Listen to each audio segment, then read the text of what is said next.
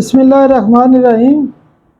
Saim homoeopathic infertility clinic Khannapur Rawalpindi से आपकी खिदमत में हाजिर हूँ। आज का जो हमारा टॉपिक है वो भी एक माइंड रूब्रिक के हवाले से है और आज का माइंड का रूब्रिक है नेवर एंग्री। नेवर एंग्री का मतलब ये है कि मरीज़ को कभी भी गुस्सा नहीं आता, वो बेसिकली बर्दाश्त करता रहता है, चुप रहता है, खामोश रहता है। तो अक्सर हमारे यहाँ ये गलती की जाती है कि जब भी मरीज़ कहता है कि मुझे गुस्सा बहुत ज़्यादा आता है तो हम क्या करते हैं कि उसको स्टेफी दे देते हैं। तो उस वजह से क्या होता है कि उसको और ज़्यादा गुस्सा आना शुरू हो जाता है।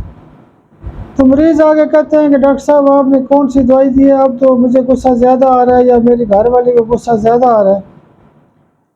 तो Steffi basically never angry person की दवाई है, यानी वो मरीज़ जिसको कभी गुस्सा नहीं आता तो उसकी ख़ास दवाई होती है स्टेफी। बहुत शुक्रिया, बहुत शुक्रिया, बहुत शुक्रिया।